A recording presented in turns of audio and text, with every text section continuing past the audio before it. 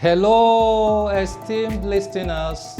Today we are going to take poetry number 1, titled Religiosity is not necessarily a measure of faith. The story goes this way. Mrs. Owoba had not seen her husband for years. Ever since he left the shores of Africa, he had not been heard from. The same with Betty, her friend. Their husbands were friends and had left for the United States together. Since they bade their husbands goodbye, however, they heard from them no more.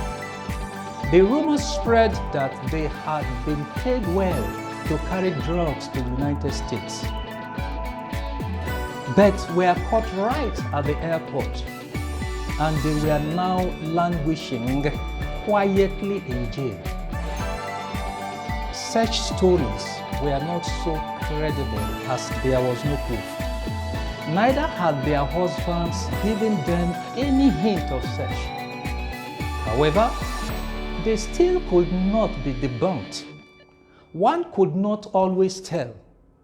Husbands are supposed to let their wives in on everything they do, but one had to admit that they may not always do so, sometimes in the name of safety.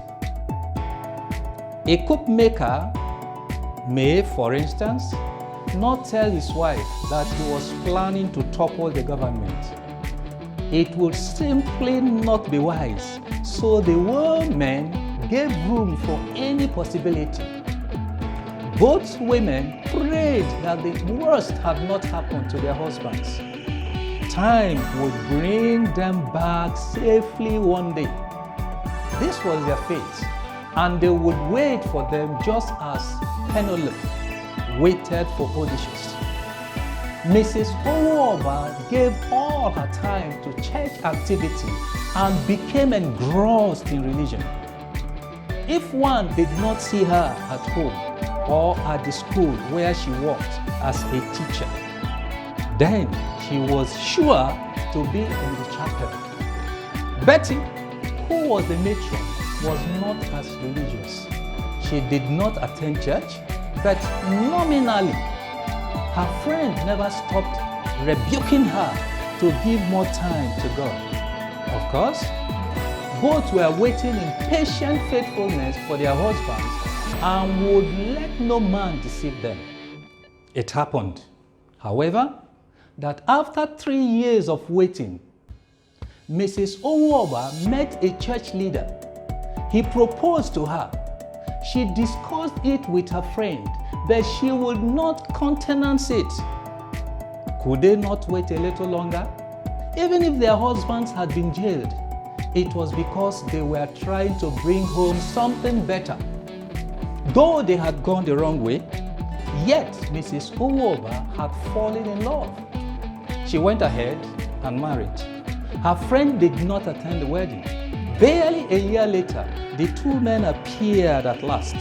They had not been in jail, but were caught up in a series of adventures that nearly took their lives. Others said they were lying, but whatever the case was, they had returned as wealthy men. Betty and her man united happily, but where was Mrs. Owoba? She became an object of ridicule to all who knew. So much for her religiosity, but where was her faith? Matters were not helped when she was divorced 2 years later by her womanizing husband. By that time, her first man had also remarried. This is why religiosity is not necessarily a measure of faith. Thank you very much.